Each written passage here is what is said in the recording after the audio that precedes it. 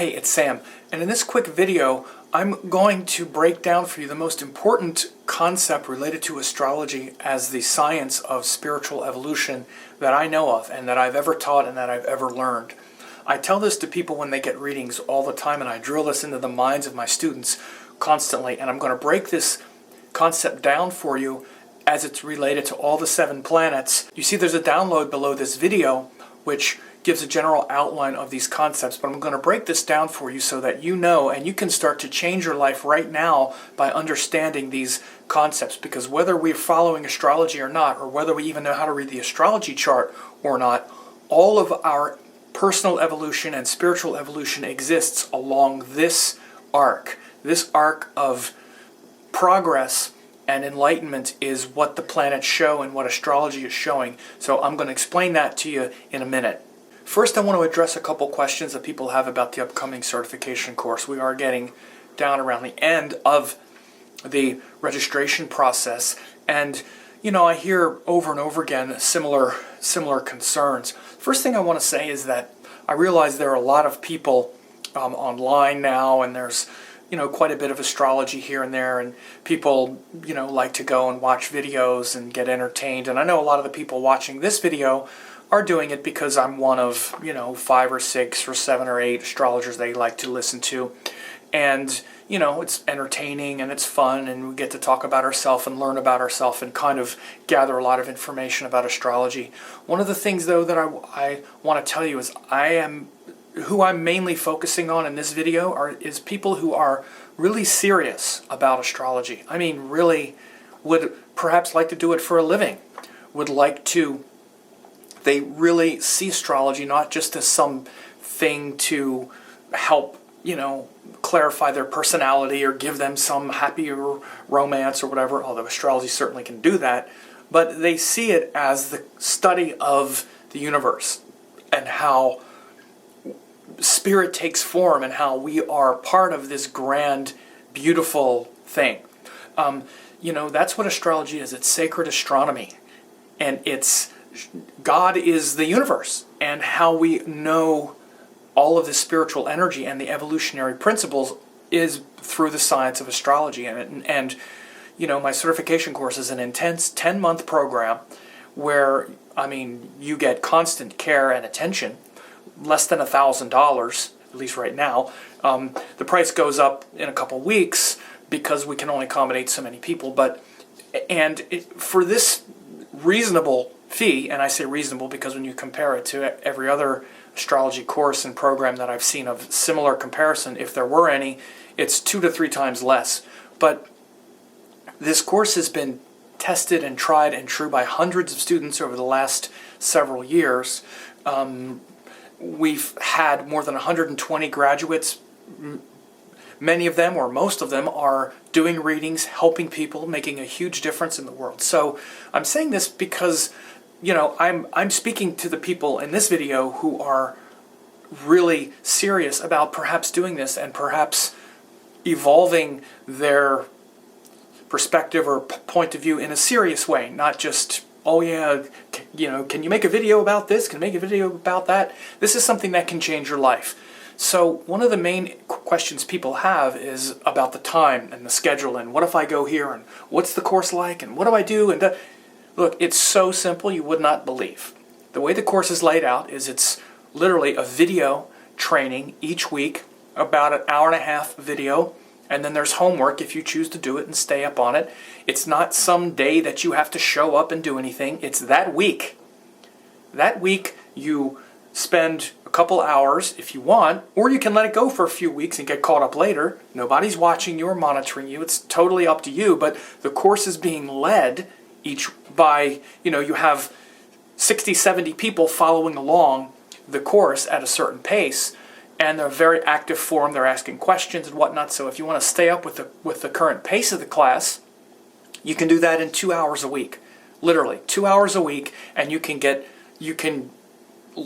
learn this Vedic science from the ground up in a very deep and comprehensive way. It's 5 modules. It's about 10 months from the time of the beginning to the final exam. And again, it's very easy. You get a weekly training, which has a video, also the audio, so you can put it on your portable device and listen to it in the car or whatever, and also a PDF manual. And you have homework that you can do if you like, and an unlimited member forum where you can ask as many questions as you like, and you have me and my senior staff answering your questions. And so for the amount of care and time that you get, it's worth thousands of dollars easily. I've taken online courses where the material costs a couple $1,000s and I don't get any homework or follow-up or anything. You just get the material, and this material would be totally worth it if we just gave you that, because it's 60, 70 hours worth of recordings. Again, and that's not including the bonuses. I mean, the bonus material, these are incredible courses that you get when you register. There's a Yoga and Vedic Astrology weekend course, which was a 12-hour course that I taught, where you see me going over all of these Vedic concepts as it relates to yoga for 12 hours. You also get a course on the lunar nodes, which was done over 4 days of these intensive recordings. It's about 20-some hours. And then there's also a course on quantum Vedic astrology, and where I talk about astrology as it relates to neuroscience and modern psychology and quantum physics, where you can really understand how these Indian concepts are relative to this modern world. Nothing like it. So it's an enormous value. You know, the other issue that people regularly talk about is the price. Of course, if it were free, everybody would sign up and no one would pay any attention to it. We have to get paid, because I have to pay people to run the program. And you know, again, I'm talking to people who are serious at this point, and I realize most aren't. Most are looking for the next kind of free thing that'll be fun. Oh, well, let me check in with this personality astrologer I like, and oh, that one and this one and all that. That's fine. I'm not trying to belittle anyone, because it's fine with me. I'm fine to be one of them. But again, for people who actually want to get trained and want to actually help people, and not just get trained and help people, but really learn it and really comprehend it, because you're not going to be able to do that getting little blips and blaps here and there. You need to learn a system. The price for, the full price at this point is $897 if you pay in full. Again, depending on when you're seeing this, it goes up to $1,297, which is the full price. You get a $400 discount now, and it goes up to $1,297, and there will be people who pay it in a couple weeks, or whenever you're seeing this, I'm not sure. Or you can pay $497 now and $497 in 2 months, 60 days, and be set for 10 months. Again, you're really budgeting $900 over 10 months. If you don't think, and if you really can't afford it, then don't do it, because we don't want to bankrupt anybody, and I don't want the pressure of, I spent my last penny on this, no, then don't do it. But most people can afford it. And I can't afford it is just the mind doing its thing. The mind has a lot of resistance. Again, if you really can't afford it, you really can't afford it, but I'm asking you to examine that. Examine that and say, is that really true, and what are you getting for it? What are you not getting by saying no? And again, astrology is the science of why we're here. I mean, the universe is the appearance of Lord Vishnu. It's the appearance of God. And when you study astrology, you learn why you're here. You learn the mystery of existence in its specifics. I'm going to talk about that in a minute, by the way, with this very important evolutionary principle that I'm going to tell you. But what could be more valuable? How many things have you learned in your life, like in school or in college or here and there, that hasn't really improved your life at all? Just things that you need to do this or that. The study of astrology enhances everything else that you're ever going to learn, particularly if you're a healer of any sort, or, certainly it's going to help you understand yourself a lot better. It's going to help you understand everyone in your life a lot better, give you greater compassion for everyone. There's really, frankly, in my opinion, there's nothing more valuable than knowing this. It's not just me. The Rishi Parashara says it too. The Brahmin needs to learn Jyotish, because we need to elevate our intellect with the cosmic mind. In this day and age, we're all Brahmins. And without a knowledge of this Vedic science, as Parashara says, he says you'll go to a hell called Raurava and be reborn blind. That's a metaphor for being born in this world blind, like blindly going through this world, not knowing why anything is happening.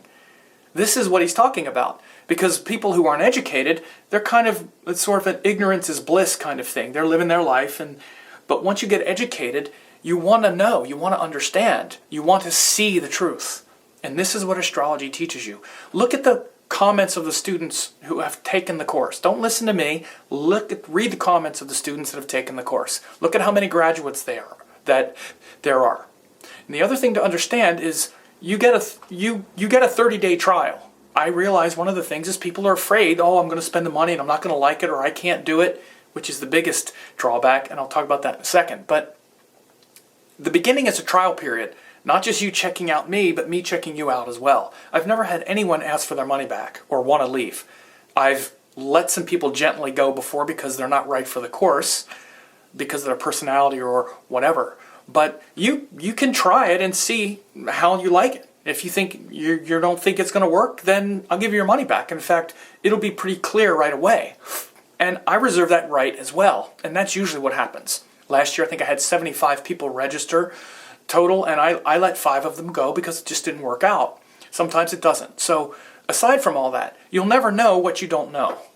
And by not taking action, you're missing out on learning the truth of this Vedic science. Maybe you know it well enough by getting little hits here and there and little bleeps and blaps, but from what I see, most of the people, they ask questions, they have this whole illusion of understanding. They think they understand things more than they do.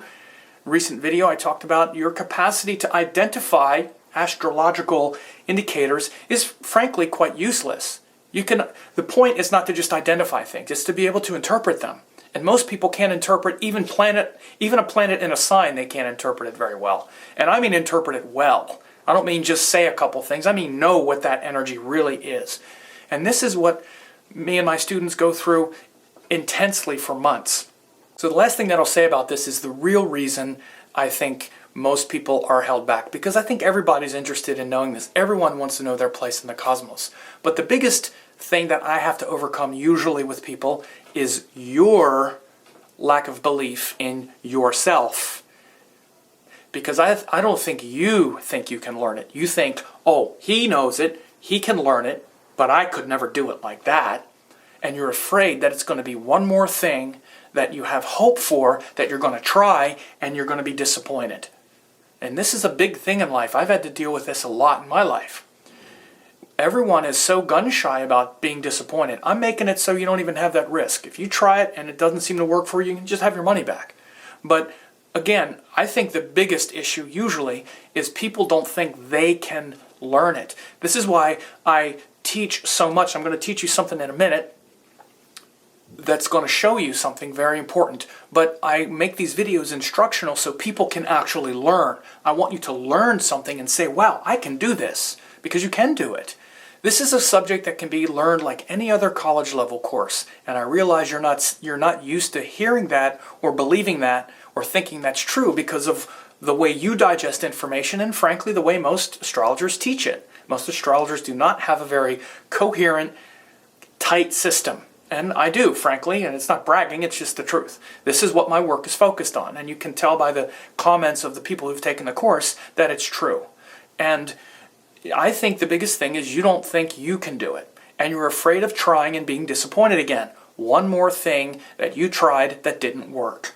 And again, you got to ask yourself, is this the way you want to live your life? Don't be, you have to make sure that you're balancing your discrimination with what could be possible. And again, I've made it about as easy as possible. I way over deliver on how much you get. 10 months of unlimited access to me and a proven course at a very affordable price, even a payment plan, money back trial. If it doesn't work, then you can have your money back. But one of the things is you don't have forever, because it's going to be shut down here very soon, because I'm already reaching capacity. So I just wanted to address that first, and now I'm going to get to this amazing teaching about the evolutionary principle and concept of the planets. I'm going to go over to the whiteboard, which is right over there. Okay. So here I am at the whiteboard, and you see on that download it has the 9 planets, the Sun through Ketu, and the attributes of those planets when they express themselves, their full expression, and then through limitation. And so on the board behind me, I also have the planets. Now you have that download that you can refer to, but I'm going to just explain them myself as well in my own words, because I also have the seed principle here on the board. This is so important because the thing to understand is no matter how dignified a planet is in a chart, which for instance a dignity is exalted and debilitated, these are the ones everybody knows, but there's a lot of dignity. Planet in its own sign is dignity, shows a certain dignity. Planet in enemy or great enemy dignity is also just about as difficult as debilitated. So the dignity often shows the full expression, or how close we are to the full expression, or how far and how darkened that expression is, and how much of the limitation we're going to experience. Planets fall within a range of this intelligence, and you have to understand though, regardless of the dignity, even the exalted, most elevated planet at one time or another is going to act in its most negative and through the limitation, simply because that's the nature of life. We've incarnated through form, and one of the things to understand actually is that many times the planets that are the most dignified, like let's say a person has, let's not use exalted because it's overdone, let's say a person has Mars in Scorpio in their chart. That's a powerful placement. Mars for them will then be operating with a lot of courage and a lot of strength. So they'll have a lot of confidence with that energy, and they'll tend to use it too much, because something we have confidence in, we're going to use it all the time. Now, we're only supposed to use Mars once in a while, just like we're only supposed to use all the planets once in a while. What we're supposed to do is use them when the situation calls for it, and then when it's not, we put it away. Then we use whatever the situation calls for. I noticed this with my guru Amma. This is one of the reasons why people should spend time around enlightened beings. Those of you who think, oh, well, I don't want to worship some guru, you're missing the point. A guru, someone who's a Satguru, someone who has become enlightened, they have integrated all of the planets in their highest expression. So you want to see the planets in their highest expression? Get around an enlightened being. And by the way, this is your potential as well. But an enlightened being just uses whatever is appropriate at any given time, and they change as the situation changes. Like when I've watched my guru Amma, first of all, when it's time to be courageous, she's utterly courageous. Then the next minute she's joking and flexible and laughing and having fun and cracking jokes, which is Mercury. The next moment she's inspired and teaching, and then the next moment she's hugging and loving. Whatever is appropriate, and you watch her change as someone comes into her lap that she hugs, because she's the hugging saint. If a person is sad, then she cries with them. If a person needs to be inspired, she inspires them. If they need some courage, she gives them courage. Or if they're angry and yelling at her, she has courage, or whatever it is. The example I use is, though, let's say we have a planet let's say Mars is in Scorpio. Rather than responding to the situation, we'll tend to use that planet too much. Many times a powerful planet is overused. Again, this is a concept you need to understand. These are the things that really happen after, 12, 13 years of reading astrology charts, hundreds and hundreds of them per year, paid readings. You see this over and over again. You're supposed to use everything when it's appropriate and then put it away. So often, when someone has a planet that's very strong, they overuse it. They use Mars energy when they're supposed to be using Mercury. So instead of being flexible and humorous and trying to work through things like trying to communicate with someone, which is a Mercury thing. I say this, you say that, I listen, I talk, you say this, I adjust. We're all just talking. Instead of using that, if they got a powerful Mars and a weak Mercury, one person's trying to talk and the Mars person is arguing because they got a powerful Mars, so they're using it too much, as an example.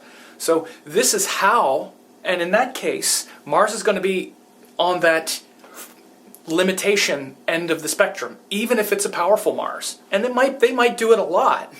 So again, you can't make any hard and fast judgments. This is why people need to learn astrology and actually really learn it. Really learn the specifics of these situations and how that's going to unfold. And when I look at someone's chart, I can tell how much they're using it and how much they're overusing it and in what area of life and what they're compensating for the powerful planets often compensate for the weaker ones, for instance.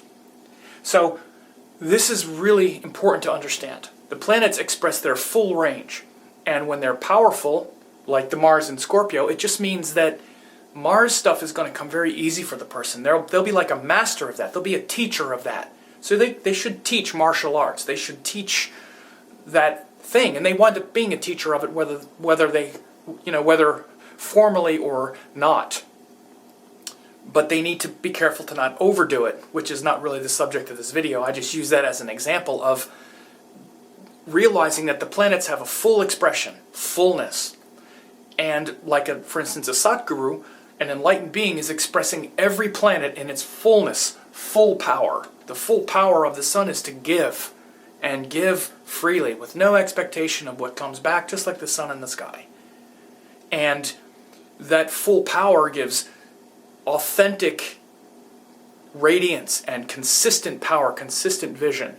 In its limited form, the power of the sun can be kind of like a tyrant and wanting to get attention and get power for themselves and hold on to it and use it against others if they can and dominate and only act in accordance with what gives us confidence, or when I'm confident I do this, when I'm not confident I don't do it, which is not the true power of the sun. The true power of the sun is not acting through this wavering confidence, it's acting in accordance with vision, just like a father who provides the best for the family because that's what the father does, sacrifices for the higher good. So this full range of expression is shown by every planet. What I said in the beginning of the video is I explain this to people every time I do a reading, whatever dasha the person is in. And this is what you can take away from this right now. These extremes are the things that are issues in your life. Your relationship with the sun goes back and forth between true power and vision and wavering confidence. And when you get power, do you abuse your authority, or how do you handle it? Everyone is going to express the full range, but the planets that are more intelligent learn from the mistakes more easily. That's one of the things to understand. That person who uses Mars too much, they can also learn from that mistake much more easily because Mars is awake in them. It's conscious. It's much more conscious in them. So you want to understand that in every dasha situation, whatever dasha cycle you're in, or subdasha or whatever, you want to look at that range of energy and know that this is the evolutionary arc that you are working on. These are evolutionary arcs, this evolutionary principle. You're trying to evolve all of these energies. You're trying to evolve the energy of the sun from this personal relationship with power, like my personal power just revolves around my ego and my body in this lifetime. You're trying to evolve that toward the ultimate higher self. All of these energies are trying to evolve through our ego toward our soul and our spirit, through the gunas. For me, talk about the gunas so many times. This is just taking one universal principle like the guna and applying it to a planet. What happens when you really learn astrology is you apply all of these principles to each other all the time. You can apply gunas to elements. Elements also evolve this way. Houses evolve this way. Planets evolve this way. And they do it with each other.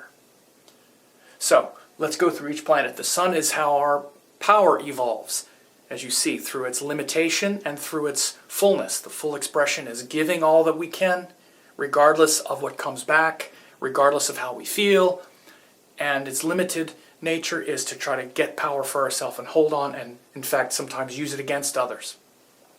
The moon is about connection and love and the heart. Sun is the archetype of external, moon is the archetype of internal, feeling, love, pure love, connection to the heart. Now, in its highest expression, there's peace and there's love in the heart. In its detriment and in its limited expression, there's a lot of attachment and clinging and excessive emotions. That's why the moon is related to the mind. All of our attachments and our kind of unreal fantasies and stuff come from the moon. In the deepest sense, it's peace. You connect to the peace of life and pure love, like a mother's love for a child, or anything that you really love where you want nothing in return. You just love it. You are love to your deepest core. Think of the thing you love the most and how much you love it. Maybe it's your child. Maybe it's something you've created. Maybe it's, I don't know, maybe it's something else. Where you want nothing from it, maybe it's your pet. Pets also, we love them so much. That's the highest quality of the moon, and the lowest quality often comes from the fear of losing it. Think of that thing you love the most and then think of losing it. It getting taken from you, it getting killed, it dying. And you'll see the lower quality of the thing come out. Mars is courage. It's also strength.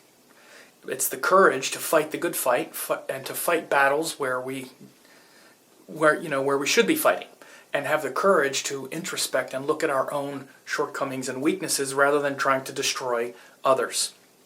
So it's the courage to really look at what we need to be destroying, because Mars is destructive. He's here to destroy something that's making us weak, that we perceive as making us weak. We usually externalize it. And again, there are universal principles here.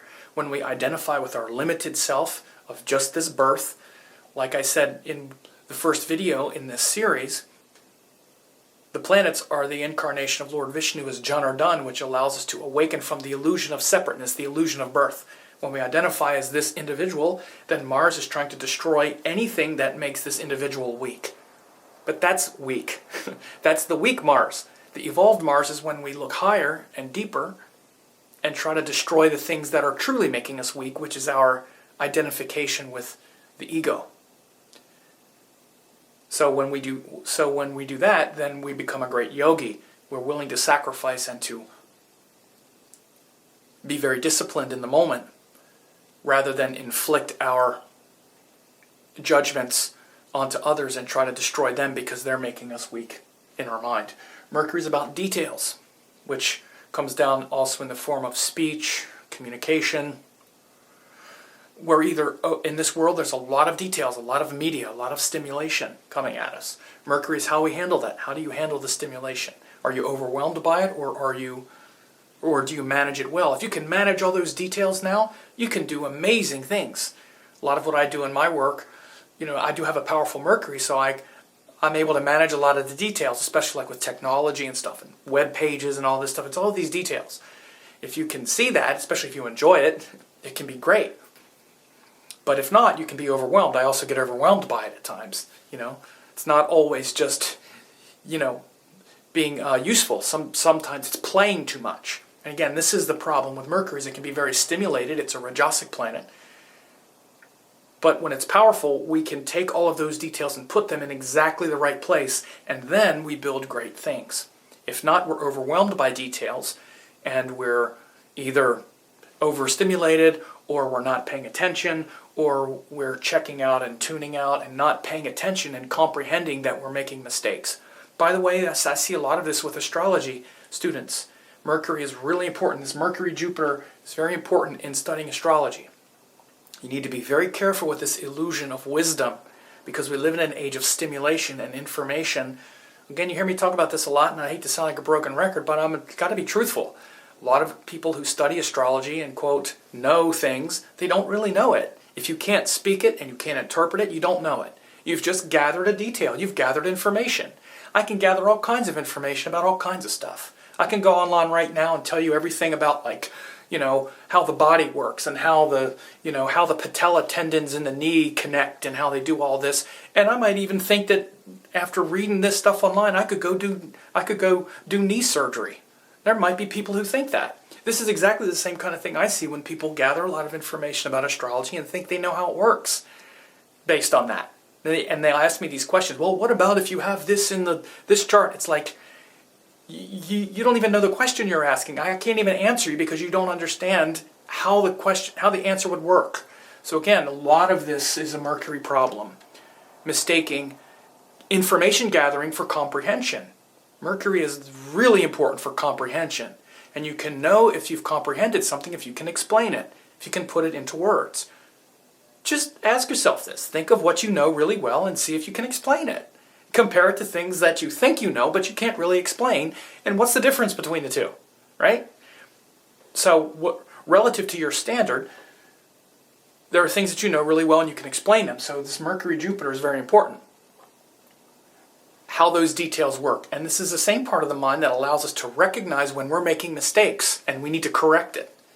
Again, when Mercury is weak, we can be making all these mistakes and we can't see the truth. We can't figure it out. We think, oh, we interpret something. Mercury is the story in your head. Very important. Mercury and Venus, because of the two Rajasic planets, Mercury is the interpretation of your life, what you're telling yourself. What's that story in your head? I talked earlier in this video about you thinking that you can't do it, like you thinking you can't do astrology. That's just an idea you have. That's why I'm trying to are you sure that idea is true? Have you ever went against that and been wrong and been glad you did? Have you ever thought to yourself, oh, I can't do it, it's blah, blah, blah, and you said, you know what, I'm just going to try it this time, and you were so glad you did? I mean, even once? So again, this is what Mercury is. It's that story we're telling ourselves. So those details, mastery over them or confusing them and getting them wrong, and just mindlessly and just remaining mindlessly stimulated.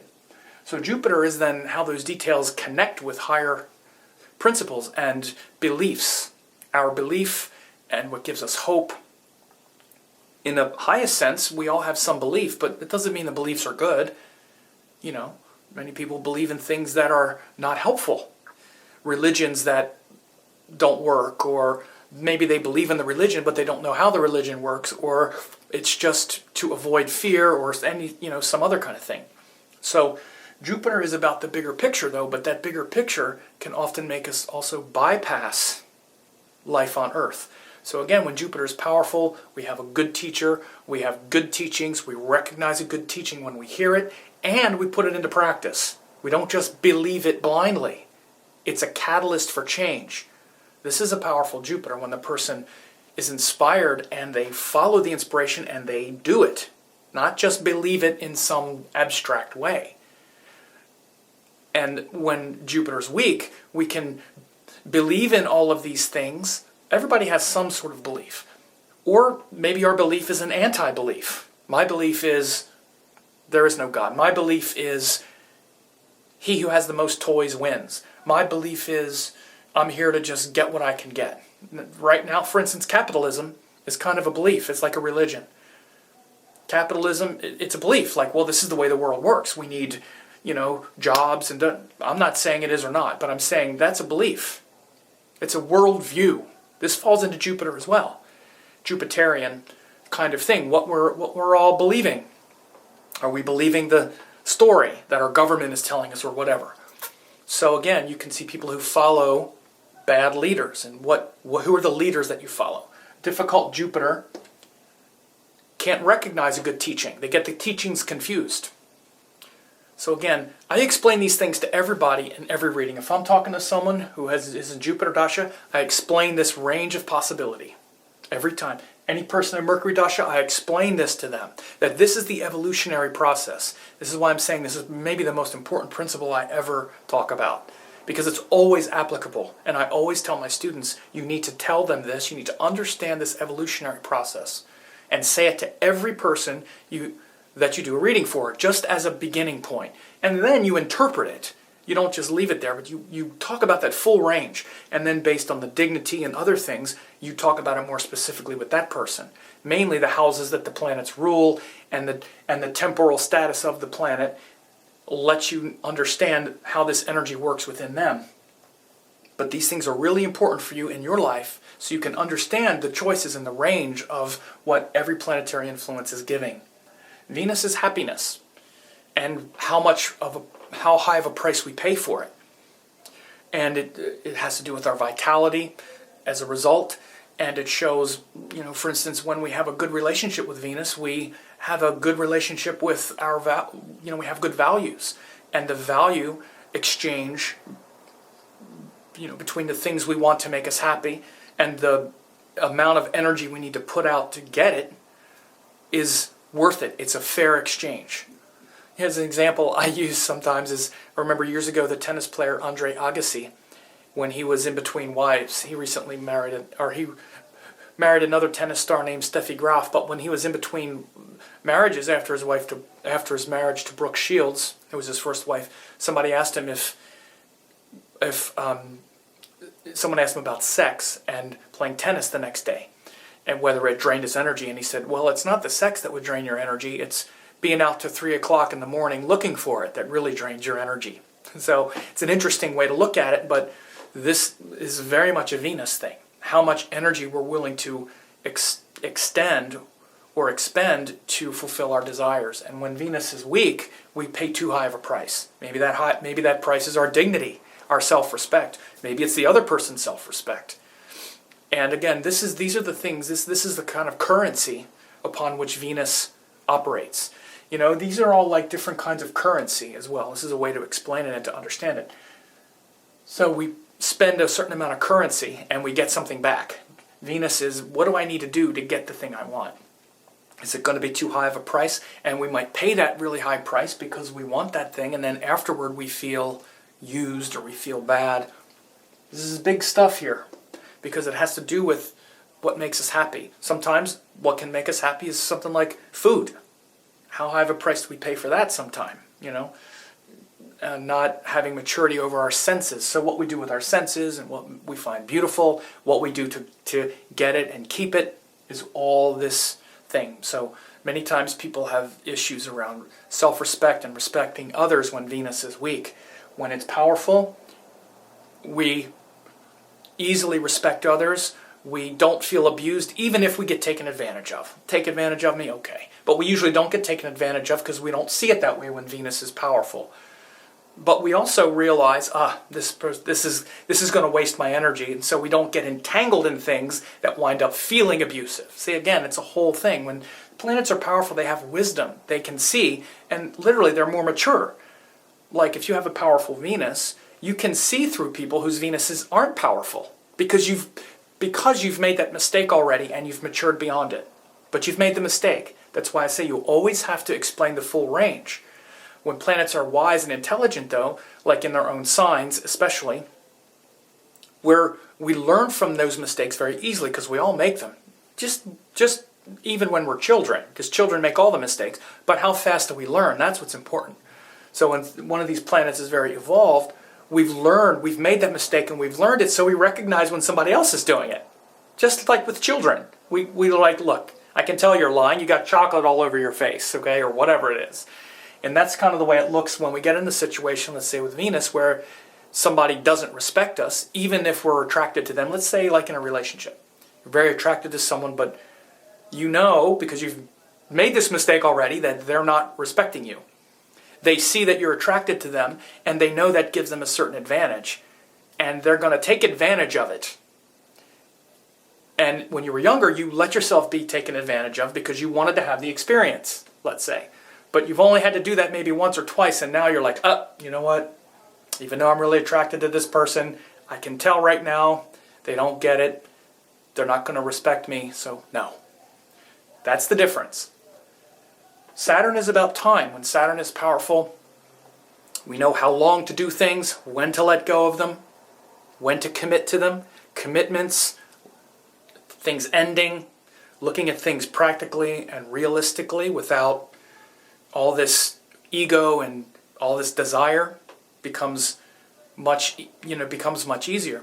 Saturn is difficult because Saturn shows the end of time, shows time ending. And when people have a powerful Saturn, they confront their fear of death. Because Saturn is at the end of the visible planets. He shows the boundary, he shows the border. When people have a powerful Saturn, they're aware of that. And it scares them because it scares everybody, but they make a commitment to figure that out. You know, when you get these planets that are powerful but they're difficult, like a powerful Saturn, a powerful Mars, those planets are the ones that make you tough and make you strong and make you fix things and fix problems, because they're not motivated towards enjoying life. They're motivated towards destroying what's making us weak and protecting ourselves from things that could harm us. Those aren't very pleasant things because we become aware that we're weak with Mars. We become aware that things are going, that one day we're going to die, so we need to be careful not to walk into dangerous situations. So we become aware of those things, but that's just on the surface. That's just through the physical body. That's just through our ego, through our limited self. The evolutionary process of these things are what bring about yoga and destroying our shortcomings and destroying our weaknesses, or things like with Saturn, which is which is releasing the pressure of this world to be our salvation. Because Saturn realizes, in truth, this isn't all there is. Saturn makes us aware of time, which means timelessness, which means silence, stillness, peace, the capacity to be alone, to meditate, to be by ourselves without clutching to life, clutching to other people, trying to control other people because we're afraid if they leave us, then what can happen? Saturn is about being mature about those things and being grown up about those things rather than pressuring others. And when Saturn is weak, we tend to exert a lot of pressure on other people because we're afraid. We're afraid they're going to leave us. We're afraid of being alone. It can make us very immature when Saturn is weak. So the other two are Rahu and Ketu, the lunar nodes, which is a little more complicated, but I do have some things in that page that describes them. Rahu is the power of obsession to really make us think outside the box, but it's also something that can make us, not think clearly and make us very confused. Ketu is the power of self-mastery and the power of what the soul has already experienced, but it can also make us very critical of anything in this world. So they're a little more complex. I wanted to talk about these 7 planets though, plus this video is getting a little long. But anyway, I hope you enjoyed this. And again, as I said, certification course is almost full, and I really want you to have this for yourself if it's something that you want. You can learn it, you can master it. It's like any other course that can be learned in college. I have testimonials of people who were absolute beginners who went and studied and are now helping people with it and confidently going into the world helping people with astrology. So go ahead and look at that as well.